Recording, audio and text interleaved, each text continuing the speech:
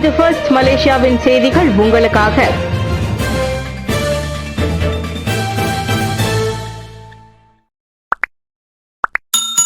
போக்குவரத்து அபராதங்கள் கழிவுக்கு மக்கள் மத்தியில் நல்ல வரவேற்பு. மலேசிய குடும்பம் 100 நாள் அடைவு நிலை திட்டத்தின் போது நிர்ணயிக்கப்பட்ட சாலை போக்குவரத்து அபராதங்களுக்கான 80 விழுக்காடு கழிவில் டிசம்பர் 9ஆம் தேதி தொடங்கி வெள்ளிக்கிழமை வரையில் 86 லட்சம் அபராதங்களுக்கு கட்டணம் செலுத்தப்பட்டுள்ளன. 2021ஆம் ஆண்டு முழுவதும் 1,22 லட்சம் அபராதங்கள் செலுத்தப்பட்ட நிலையில் அதற்கு கழிவு வழங்கப்பட்டது மக்கள் மத்தியில் நல்ல வரவேற்பை பெற்றது என்று தேசிய போலீஸ் படை தலைவர் தான் ஸ்ரீ அக்ரல்சானி அப்துல்லா சானி தெரிவித்தார். நாடு முழுவதும் போக்குவரத்து கட்டணம் செலுத்தும் முகப்புகள் காலியாக இருப்பதால் அபராதங்களுக்கான கட்டண கழிவை நீட்டிக்கும் எண்ணம் இல்லை என்று அக்ரல்சானி தெரிவித்தார். சனிக்கிழமை டுங்கோன் கம்போங் ஜெங்காங்கில் பத்துவில் உள்ள வெள்ள ஏற்பட்ட இடத்தில் நேரில் சென்று பார்வையிட்ட போது செய்தியாளர்கள் சந்திப்பில் அவர் இத்தகவலை வெளியிட்டார். வெள்ள நிவாரண உதவி திட்டம் ஷாலாம் மக்கள் வரவேற்பு. மற்றும் ஒரு நிலவரத்தில் பிரதமர் டத்தோஸ்ரீ இஸ்மாயில் சப்ரி யாக்கூப் வெள்ளிக்கிழமை அறிவித்த மலேசிய குடும்பத்திற்கான வெள்ள நிவாரண உதவி திட்டத்தை ஸ்லாங்கூர் ஷாலாம் தாமான் ஸ்ரீ மூடா குடியிருப்பில் வசிக்கும் மக்கள் வரவேற்றுள்ளனர்.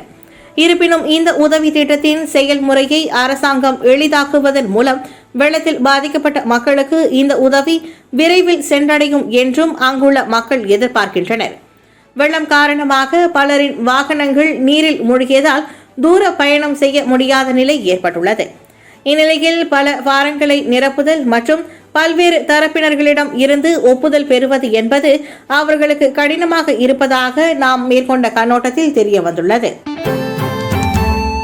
ரத ஊர்வலங்களுக்கு பினாங்கு மாநில அரசாங்கம் அனுமதி. ஜனவரி 18ஆம் தேதி கொண்டாடப்படவிருக்கும் தைப்பூச திருவிழாவிற்கான ரத ஊர்வலங்களுக்கு பினாங்கு மாநில அரசாங்கம் அனுமதி வழங்கியிருக்கிறது.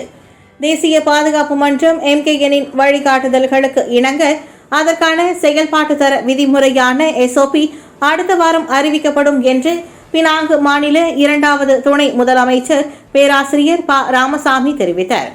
இதற்கு முன்னர் தைப்பூசம் நடத்தப்பட்ட போது பந்தல் காவடி போன்ற மேற்கொள்ள அனுமதி வழங்கப்படவில்லை.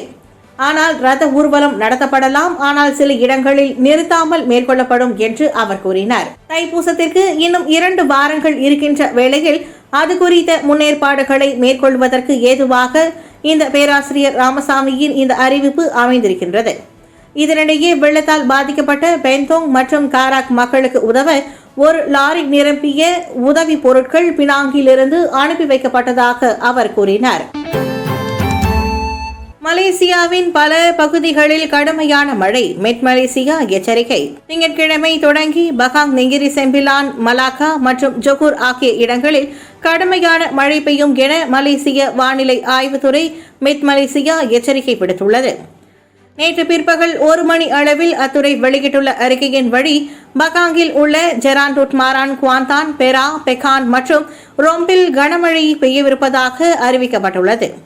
அதேபோல மலாக்கா முழுவதும் தொடர்ச்சியான கனமழை பெய்வதோடு நெகிரி செம்பிலானில் உள்ள குவாலாபீலா ரெம்பாவ் ஜம்போல் மற்றும் தம்பினிலும் கனமழை பெய்ய வாய்ப்புள்ளதாக கூறப்படுகிறது.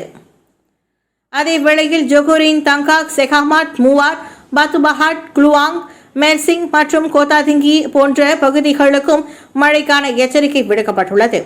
இதனிடையே பேராக்கின் Manjung kinda Perak தெங்கா compare Bagan டத்தோஹிலார் Perak பாத்தாங் Padang மற்றும் முவாலிம் பகுதிகளில் மழை பெய்யும் வேளையில் ஸ்லாங்கூர் கோலாலம்பூர் புத்ரஜயாவிலும் தொடர் மழை எதிர்பார்க்கப்படுவதாக வானிலை ஆய்வு மையம் கூறியது. மனைவி 9 குழந்தைகளை துஷ்பிரயோகம் செய்த வழக்கில் நபர் கைது. சமீபத்தில் பினாங்கில் உள்ள ஜார்ஜ் டவுனில் வடகிழக்கு மாவட்டத்தில் நடந்த ஒரு சம்பவத்தில் அவரது மனைவி மற்றும் 9 குழந்தைகளை துஷ்பிரயோகம் செய்த குற்றச்சாட்டின் விசாரணையில் ஒரு நபரை போலீசார் கைது செய்துள்ளனர். பினாங்கு குற்ற புலனாய்வுத்துறை தலைவர் SC ரஹிமி ராய்ஸ் கூறுகையில், தொழிலதிபராக பணிபுரிந்த 41 வயது நபர் அவரது மனைவியிடம் இருந்து சம்பவம் குறித்து காவல்துறை அறிக்கையை பெற்ற பின்னர் மாநிலத்தில் நேற்று கைது செய்யப்பட்டார். 31 வயதுடைய பெண் அந்த ஆணின் மனைவி. தானும் 1 முதல் 13 வயது வரை உள்ள 9 குழந்தைகளும் ஆணின் துஷ்பிரயோகத்திற்கு ஆளானதாக கூறி போலீஸ் புகார் அளித்தார்.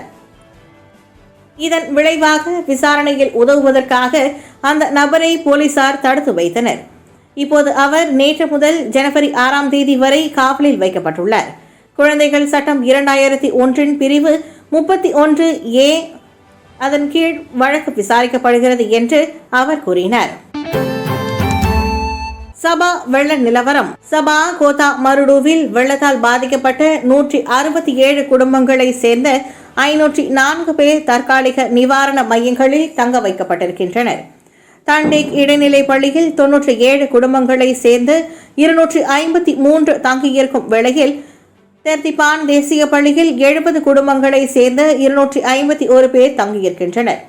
வெள்ளம் ஏற்பட்டிருக்கும் கிராமங்களை கண்காணித்து வரும் அமலாக்க தரப்பினர் நிலைமை கட்டுப்பாட்டில் இருப்பதாகவும் வெள்ளம் வற்றத் தொடங்கி இருப்பதாகவும் தெரிவித்தனர்.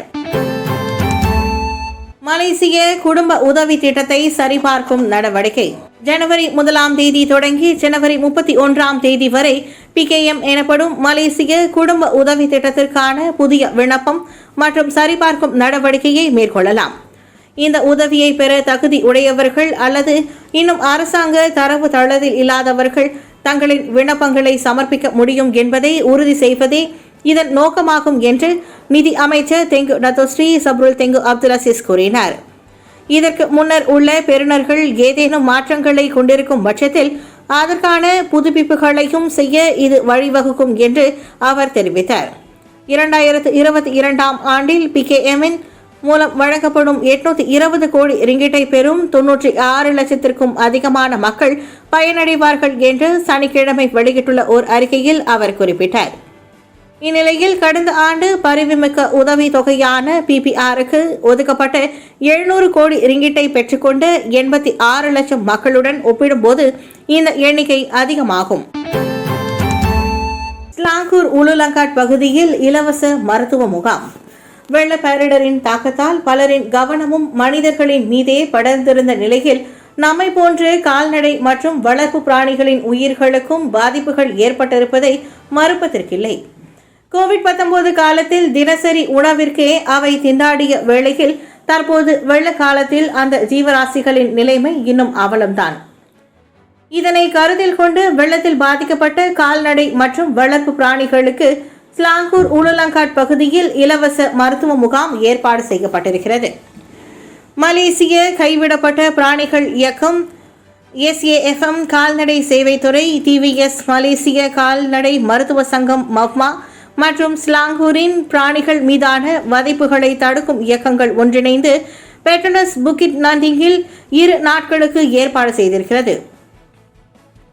இம்முகாமில் கைவிடப்பட்ட கால்நடை பிராணிகள் உட்பட அனைத்து கால்நடை வளர்ப்பு பிராணிகளுக்கும் இலவச சிகிச்சையும் உணவுகளும் வழங்கப்படுகின்றன. அதேவேளையில் சுமார் 500 வீடுகளுக்கு சென்று பூனை மற்றும் நாய்களுக்கான உணவுகளை தாங்கள் வழங்கி வருவதாக கூறுகின்றார் மலேசிய கைவிடப்பட்ட பிராணிகள் இயக்கத்தின் தலைவர் கலைவாணன் ரவிச்சந்திரன்.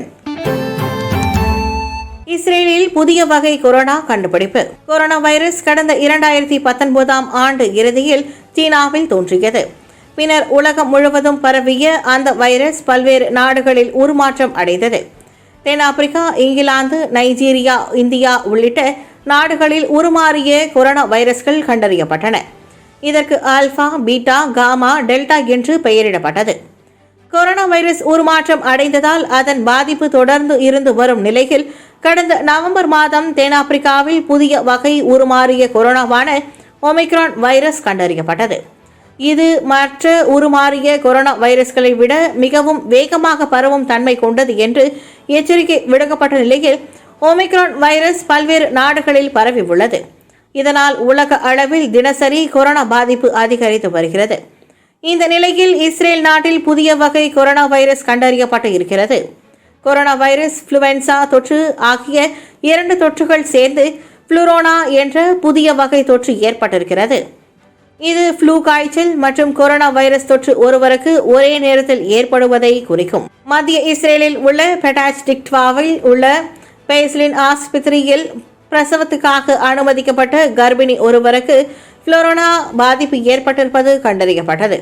தடுப்பூசி செலுத்திக் கொள்ளாத அவருக்கு சிகிச்சை அளிக்கப்பட்டது. இதில் அவர் குணம் அடைந்ததாக தெரிவிக்கப்பட்டுள்ளது. கொரோனா வைரசுடன் இன்ஃப்ளூயன்சா தொற்று இணைவதால் கூடுதல் பாதிப்பு ஏற்படும் என்று தெரிய வந்துள்ளது. இந்த வைரஸ் தொற்றால் நிமோனியா ஏற்படலாம் என்றும் சில சமயங்களில் மரணமும் ஏற்படலாம் என்றும் தெரிவிக்கப்பட்டுள்ளது. புதிய வகை புளோரோனா வைரஸ் தொற்று குறித்து விஞ்ஞானிகள் ஆய்வு மேற்கொண்டு வருகின்றனர். உணவுதான் அவசியம், அணு ஆயுதங்கள் அல்ல, வடகொரிய அதிபர் பேச்சு. வடகொரிய நாட்டு அதிபர் கிம் ஜாங் உன் அந்நாட்டின் அதிபராக பதவியேற்று 10 ஆண்டுகளை நிறைவு செய்துள்ளார். இதையொட்டி நடைபெற்ற பொது கூட்டத்தில் வடகொரியாவின் 2022ஆம் ஆண்டின் முக்கிய இலக்கு பொருளாதார வளர்ச்சியும் பொதுமக்களின் வாழ்க்கை தரம் முன்னேற்றமும் தான். வடகொரிய மக்களின் வாழ்க்கை தரத்தை உயர்த்தும் வகையில் 5 ஆண்டுகள் திட்டம் வகுக்கப்பட்டு செயல்படுத்தப்படும். இன்றைய பொருளாதார சூழலில் பொதுமக்களுக்கு உணவுதான் முக்கியமே தவிர அணு ஆயுதங்கள் அல்ல. வளர்ச்சி திட்டங்களில்தான் இனி முழு கவனமும் செலுத்தப்படும் என்று அவர் கூறினார்.